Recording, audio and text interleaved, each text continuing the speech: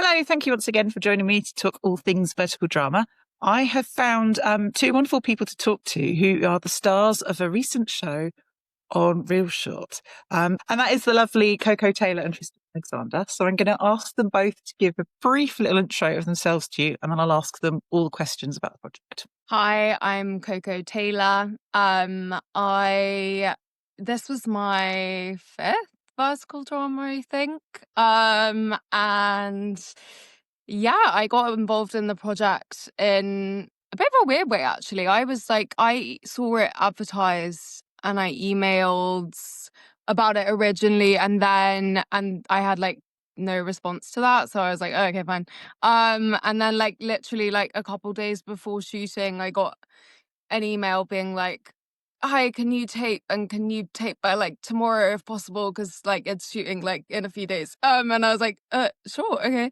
And then they offered it to me, and yeah, I think both Tristan and I were cast super last minute. So it was, I think there were other people before. I don't really know what the situation was on that, but yeah, that's how I came along. Yes, so I'm Tristan, and I think I originally applied to it on I want to say Backstage or Mandy or one of those kind of acting platforms, and then I did the audition, and I think they were like, "Oh no, we've decided to go with someone else," so just completely forgot about it.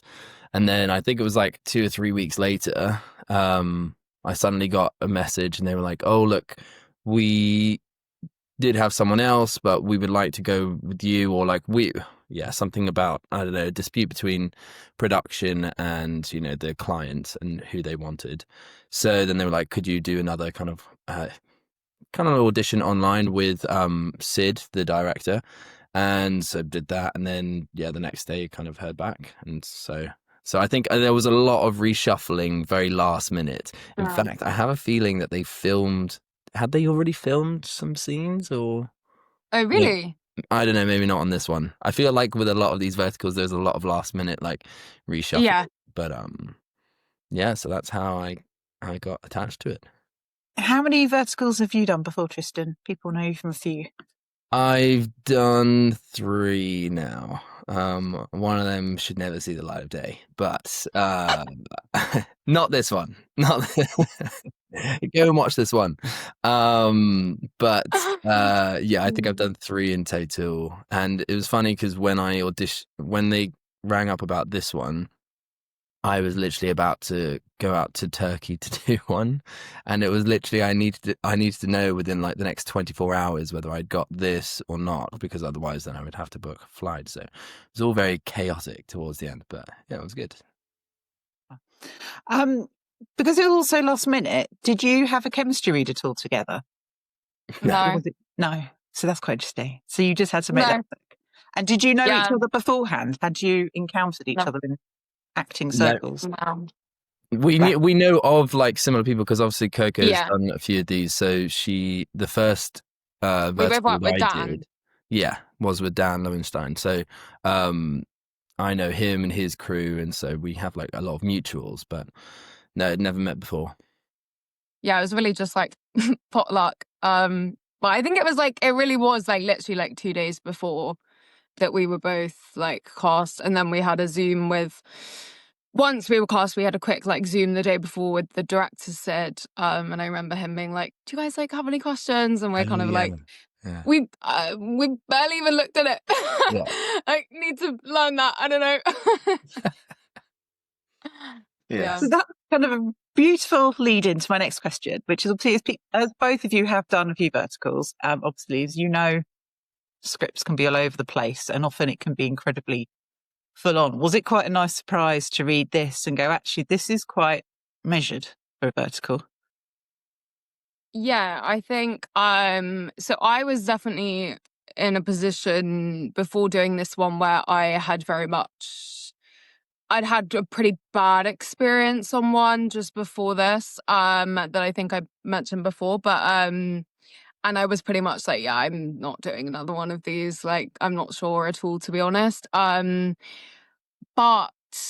when I saw the script, and I also kind of wanted to play a princess, but I was like, okay, this is actually it was like noticeably different from a lot of other ones that I've seen, and like, you know, not excessive violence against women or any of that stuff that I really don't want to do. So yeah, it was just like, it's quite a nice story. It's kind of cute. So yeah, it was, and the team behind it were also just like really great. And yeah, they very much restored some faith. Okay, so I have to ask you about Eliza, Yes. because you do naïve so well. Oh, thank you. It's this wonderful scene, because obviously Derek makes a mistake of saying dull, which you should never tell anyone they're dull. 'Cause I know, right? Awful. Just awful. I'm not dull. I'll show you. But just it's really adorable the way you go, oh, can't I come in? And oh, I'm sure he's a lovely man, obviously. And it's like, could he be more Oh no, sleazy? that He's the even whole called like Jack Fury. Fury thing is so funny. Like, bless her heart. Like, thinks she's like having the time of her life. Yeah, not so good. I just think that's quite a skill to be able to pull that off, and it works, and you kind of believe it. Well, Um, thank you. But then there's also a lot of bits where you realise how trapped she is by it all.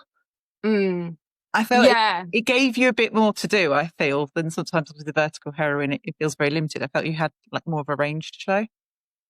Yeah, I think it was quite like a fun one in that respect, because there's kind of the like two-tier aspects to it, of like the sort of princessness, but not trying to like ham that in too much. But it obviously is sort of, I kind of had to just like often remind myself that you are a bit more like, I don't know, everything's a bit more refined in that respect. But also, I didn't want her to be a victim and just be like whatever. And I think, you know, she is like, in the story, she does kind of get her own, like, she's naive and she's like unaware of the outside world and stuff. But I think, you know, we do see quite a lot of her kind of taking it into her own hands. I like that bit where she decides to like take the keys and that kind of stuff, and she's very much taking initiative for once. And yeah, I think she kind of comes into her own, to be honest. And then, Tristan, I was saying for you, it's quite nice because it starts off and you think I guess it can be, again, the male lead can often be quite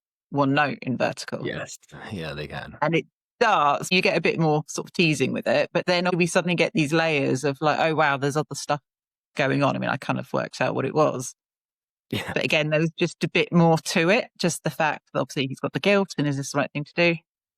Yes, no, absolutely. I think in general, because I'd only done two verticals before this, so this script was a big improvement on those. Because the first one I did, I think, was one of the first they filmed in the UK. So it was like there were so many iterations of the script to get it to even a working place. And then the second one, yeah, and then this one, this one was a big improvement. So it was nice to actually have like a script to work with.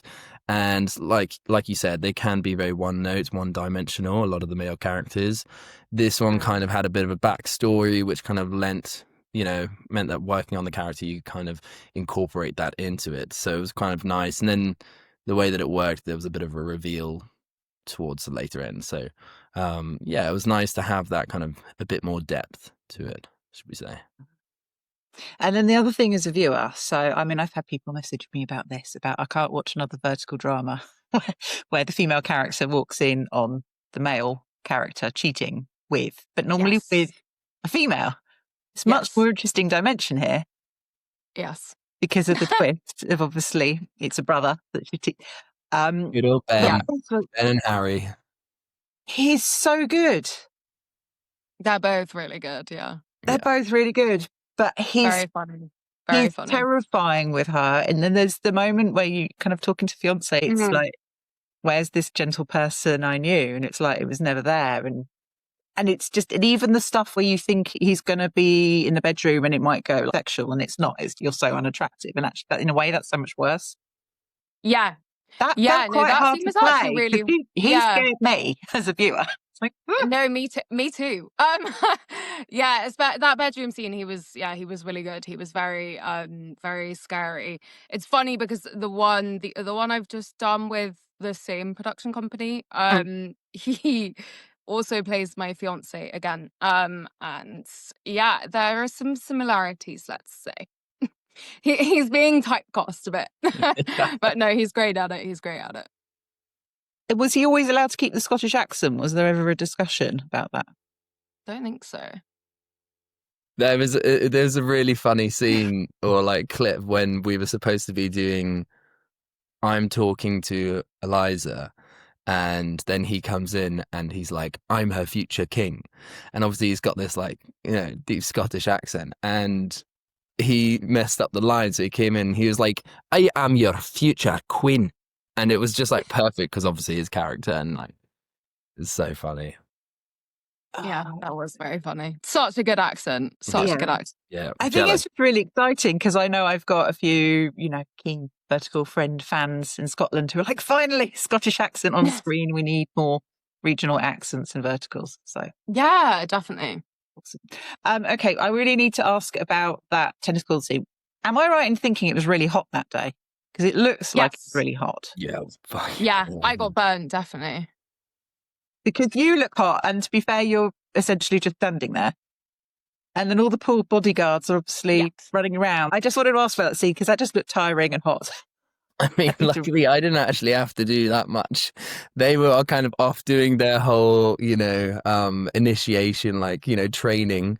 And then I think I was filming, I feel like I was filming something else, or I just rocked up later. And then I just had to come for the last little shot where I had to. Yeah, you were just late. You were always late. Yeah. Excuse me. Absolute lies. Absolute lies. But yeah, luckily I didn't have to do much. But I remember we were all trying to like sit in the shade, like find the shade somewhere because it was really hot. It was pretty brutal. What about, I want to ask you about the locations as well, because the locations look stunning. Were you all in one place or were you moving around for different bits? Yeah, we had two locations. One was the Palace, which is actually somewhere I've shot at before for another vertical. And it's like incredible sort of outskirts of London. And then we actually didn't do the interior very much, but all of the sort of the like outside, a lot of the outside stuff, like the shooting scene and stuff like that was done at Dasha, the producer, she lives on a farm, and it's really beautiful. We've just shot the other one I've just done. We shot most of it there. But yeah, that's an amazing location that she just happens to live there. And then the club. There was a club and then the house, I think, last. And your house. Yeah. That was in Guildford. Yes. Yeah. Awesome. Okay, so kind of Surrey on screen. Okay, I like this. This is Surrey version. Yeah. It's just stunning. Does it help, basically, when you're trying to do the whole palace thing, just being in those locations? How much does it actually help when you're walking into those rooms and it is that size and grandeur and decor? Yeah, I think so. I think a sort of a combination between like where you are and kind of what you're wearing. I think for me, the costumes would, particularly that, which was my favorite, which they referred to as the princess dress, which is the one I'm wearing in the tennis court stuff. And I had these little heels, and I felt very princessy. And they gave you a parasol, which felt very Audrey Hepburn. Yeah, that actually wasn't meant to. I was just holding that, and and I remember because I hadn't had it in the scene after, and Sid was like, "No, you can't have that in the scene," and I was like, oh, "Okay," and Jono, the DOP, was like, "No, it looks really good. Just have it. Like it's fine." So yeah, I just used it, but yeah, that felt very like Although there was a whole. I basically really wanted. They had a tiara, and I really wanted to wear it. And I was wearing it briefly for like the wedding dress scene. But they thought it was a bit much. And then obviously on like the poster, they've AI'd me with one anyway. So at least I did get my tiara. Oh, that's so annoying. So AI wears it, but you never actually got one in real life. That's kind of sad. I know. Hey, we need to write this somehow. We might need another princess story so you can have your tiara moment. Thank you. Thank you. So talking about the relationship between also Derek, I really like that we have Derek as a leading man's name. It's about time Derek was reclaimed as a leading man. You love that name. It's just what was the line? It's like, I am Derek Hill. I love it. There is a line as well, isn't there, early on, which is a bit mad, but it kind of works, of why have you come out of nowhere to torment me? Oh God, yes. Yeah. To I just want himself to say as well done for saying that with a straight face. Just there were some tough ones. I think one of the hardest ones was when we were the hot ones. Oh yeah, it was when I'm like I've been shot multiple times, but I'm fine. And I'm in a bed and should I not have said that? Should I? No, it's fine. It's fine. I think we're working on the assumption that people will probably watch this. So yeah. Okay, good. If you haven't, pause it now. Go and watch it. It's all right. It's fine. Don't worry. It's fine.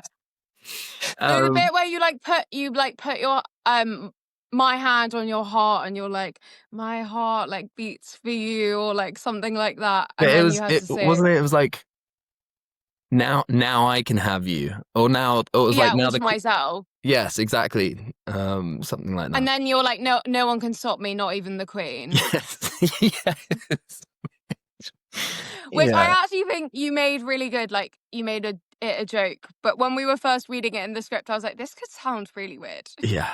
You do get those odd lines now and then that are quite difficult, and you kind of have to find a way to try and make it work or sound believable to some extent. But yeah. But you do. I think that's actually credit to both of you that you do. So I just wanted to say, because I was rewatching it yesterday, I was like, do you know what? You pulled that line off. It's a mad line. I can see in your face. You're like, I'm going to make this work. I'm going to sell it however I can. So well done. We'll get through it. So with the characters then, when do you think each one basically falls in love with the other one? What's your read of your character? Oh. It's a good question. That is I think he finds her quite endearing from the start. But I think in terms of my character, it's difficult because he has to, he's kind of walking that kind of duty-bound line, and then his affection for Eliza. So it's like as soon as that kind of gives a little bit, then he can kind of entertain those kind of feelings for her. So I think there is obviously an element of like, affection, endearment towards her. But I'd say it's a bit of the push and pull kind of attitude with each other, like she gives him a bit of stick, and so it kind of like builds it up a little bit.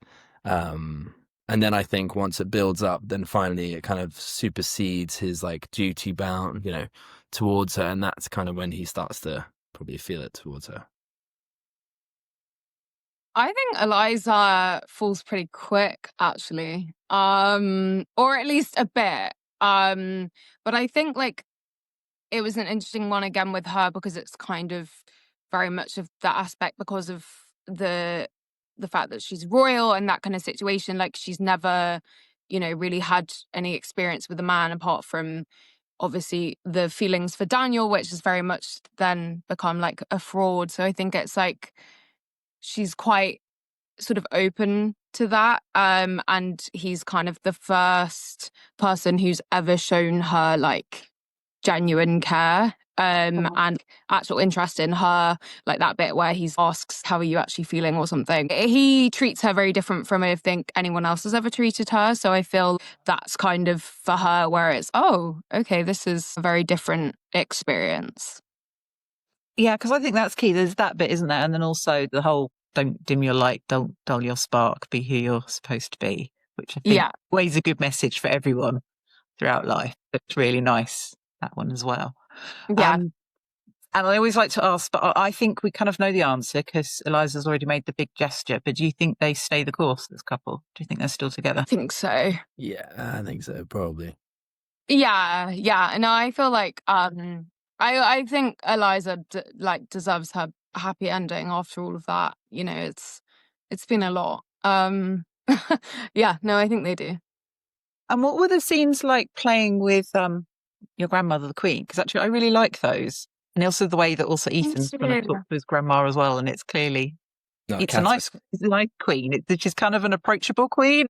Yeah, I mean, Catherine was amazing. I think she had that like sort of perfect kind of sort of like queenly energy, but like warmth. And I think the relationship between, so those were some actually of my favorite scenes with her for sure, because I think it's a really nice relationship that she has with Eliza, because obviously Eliza and her mum don't get on, but with the Queen, like there is this kind of, it's kind of like they don't talk about, you know, their feelings and stuff like that until later on, but they have this bond, and I think it was a really nice relationship where there's kind of mutual respect. Although obviously she's the Queen. But there's a really nice conversation, isn't it? Which is, I'm not talking as the Queen now, I'm talking as the grandmother.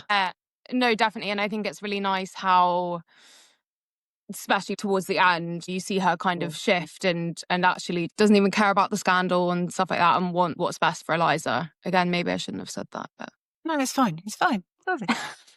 Spill it all. More general question now. What were the most sort of challenging scenes to film, either, I guess, emotionally or just logistically? Because I'm wondering about filming in the back of a Land Rover. That looks uncomfy. It was uncomfortable. I was going to say that's got to be... Yeah. That was... I was just carnage. We were trying to work out for the longest time how we could even like lie in it, and like it was genuinely the most uncomfortable boot of a car, which probably is kind of self-explanatory. And also the logistics of trying to get the camera in and actually be able to get the shots, because it was a really small space, was pretty... I think we were in that boot of that car for 4 hours, like just... Yeah, it was a long time. It was, that was a whole thing, and it was not comfortable. Like they tried really hard, but I was just kind of like, it's not going to be comfy in here. So yeah, logistically, a new travel thing. Okay, you don't need to book. You can just sleep in your Land Rover. You would not recommend. You're not. In fact, we're probably doing Land Rover a disservice here by saying you can't lie down in the back of a car. Yeah, sorry, Land Rover. I think you can buy like mattresses, I think, for cars. There's like a whole car camping, but I think you need the whole kit. I don't think it works quite as well. Yeah. It's not totally discounting the Land Rover sponsorship down the line for you. I'm covering all bases there. I'm sure you can make it comfortable. I'm sure. Were there any other scenes that, besides that one, that were like, that was quite challenging or just felt really important to get right?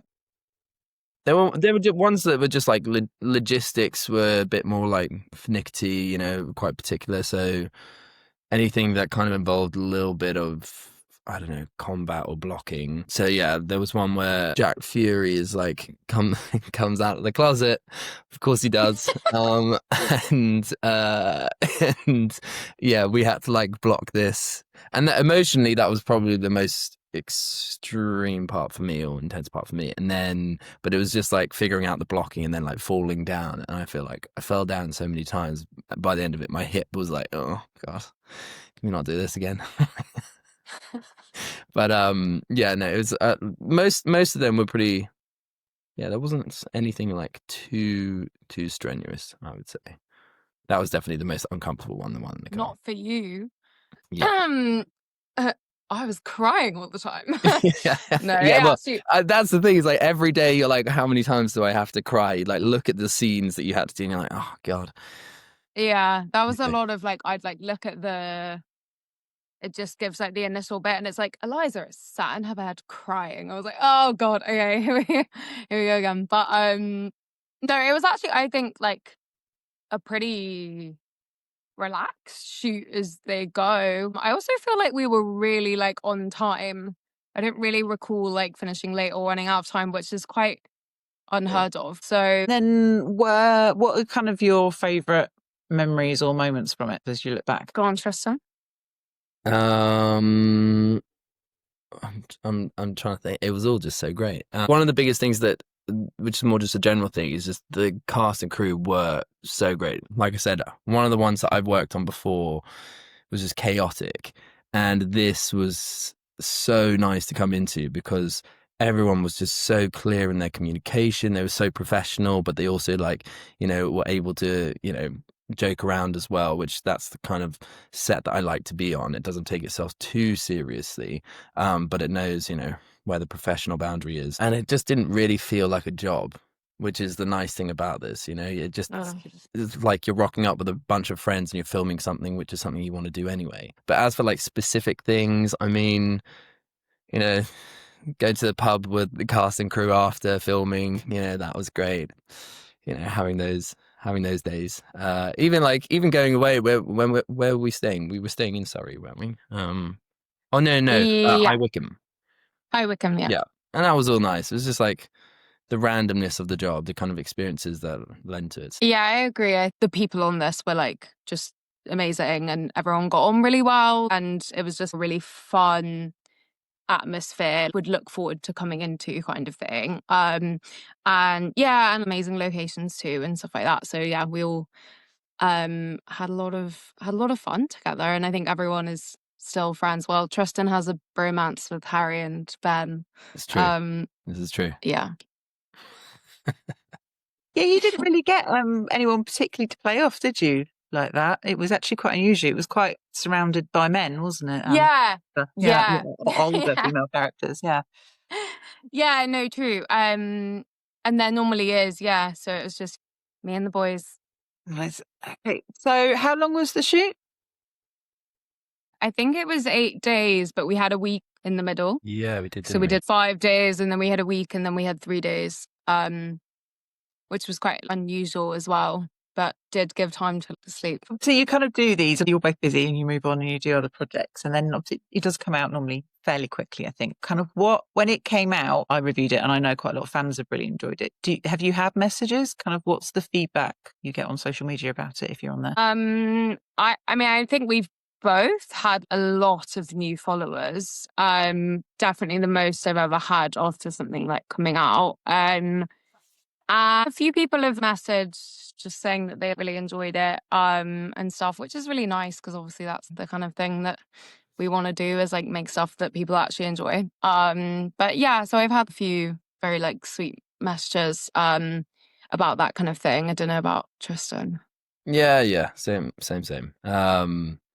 It had like a number of followers that came out. I don't know when it actually came out specifically. I haven't actually seen it.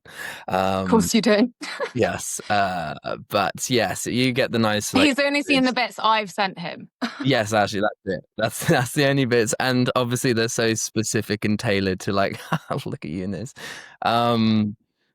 But yeah, no, you get the nice message here and there, and some of them have also seen your previous stuff, so it's kind of nice to see them like. Yeah, you have fans. Yeah, exactly. Tristan has fans. He does have. Yeah. As do you, Coco. Let's do you as well. Thanks. Yeah, it's not quite the same. But just as a kind of general one, as obviously people who have done verticals for a bit in the UK, how have you seen it change in the UK, and also the awareness when you're on other projects or colleagues? Is there more of an interest in verticals now? Yeah, it definitely has. I mean, like, it's kind of mad in such a short amount of time. Obviously there's so many being made now. And, it wasn't that long ago, probably less than a year ago, most people had absolutely no idea what these even were. And I think most people on the whole now do. I think that, there's obviously still some kind of skepticism around it and stuff, but I do feel that is developing, and there are some good stories being made and enough really great people that are working on them that there is this sort of behind it. And I do think, it's consumerism. It's what people do nowadays on TikTok and stuff like that. Like, it makes sense that the genre is becoming like so popular. But I think like thanks to a lot of the like press and stuff like that, it is becoming much more recognized, and it's doing well, so like people have to pay attention, and therefore like more money's being put in and better people are getting involved and better stuff's being like made, definitely. Yeah. Yeah, no, I echo most of that. I think, yeah, they've definitely, I think the quality has definitely improved. I think the level of kind of regulation, because Mm. when the first one I did, there wasn't really, no one really knew what it was, right? No one really knew this kind of new medium, this new kind of type of production. So I think now there's a much better understanding, and as the quality comes, so does like, okay, well, this is what's expected, because it's almost like a world in its own. It doesn't have the same kind of standards as, like, if you were to rock up onto like a TV show or a film in the UK, and they're like, the standards are known.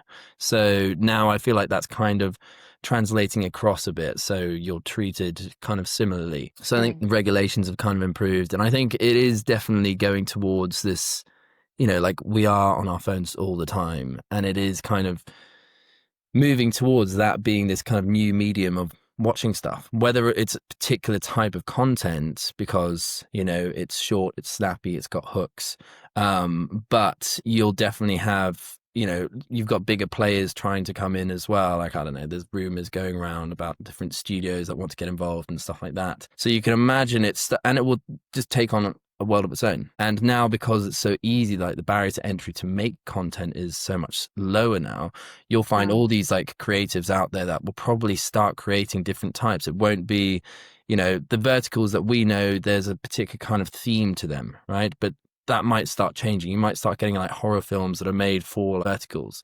So I think it is definitely moving towards that, and I think a lot of people are getting more well known for it. I think also in terms of like production and crew, they're prolific, right? They're an 8-day filming sequence. It's short, it's snappy, it pays, it's consistent. So whether you're crew or whether you're an actor, it's work at the end of the day.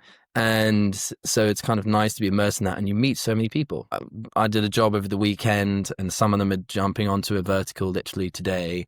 And so more and more people know what it is. And so, yeah, it's been interesting to see this whole kind of like world grow, and at such like an exponential rate. One of the things I like about it as well is I think viewers maybe find verticals, but then will discover actors and actresses like yourself, but then will often then go out of verticals to watch other work that you've done as well. So actually Yeah, it can I've bring a seen a bit new of that. audience then who will go through to other stuff. So this is the chance for both of you about other projects that you've done. If there's one or two either that are already available you'd like to talk about, or just upcoming stuff. Well, I think more for me, the sad thing is that obviously verticals have such an amazing turnaround, but a lot of like feature films have a really long time because there's so much to be done. So there's a couple.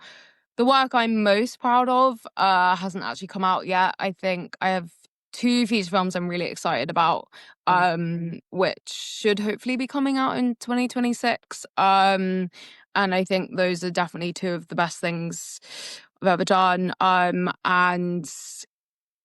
I'll update that on my Instagram when and like where they come out. And you do also have the another vertical with Ammo coming out soon. Yes, as well, don't yes, I do.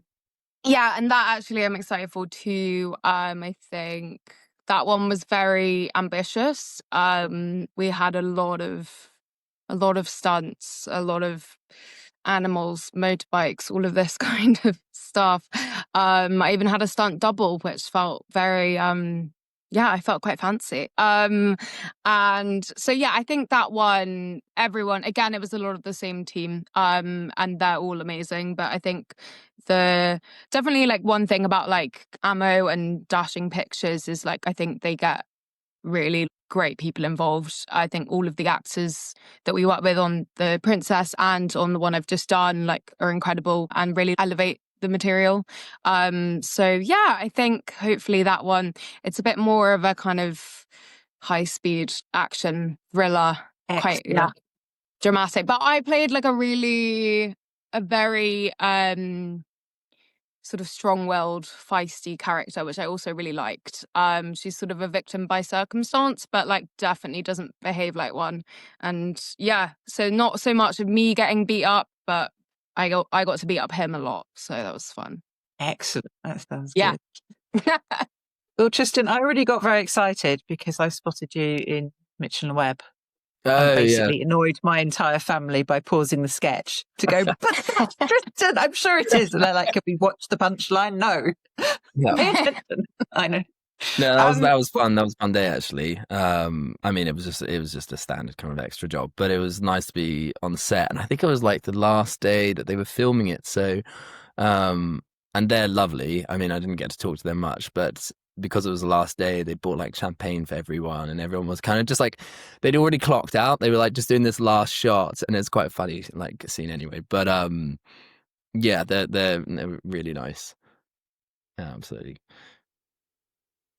And then other projects, either past ones or yeah, other projects. I mean, I've just done a feature, but that won't come out until probably June next year. And it's kind of like a family thriller set in Romania. So yeah, I just got back from Transylvania the other day, which was fun. And then so yeah, that won't come out until probably June next year. And then I've just finished.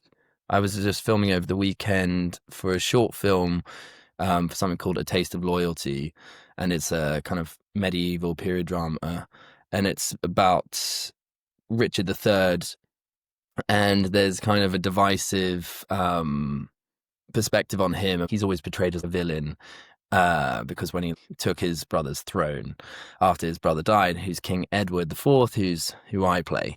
So this is basically from a novel about Richard III, and it's taking a snippet from it. And so we filmed that over the weekend, and then the premiere is at Warwick Castle next March, which will be fun. Nice.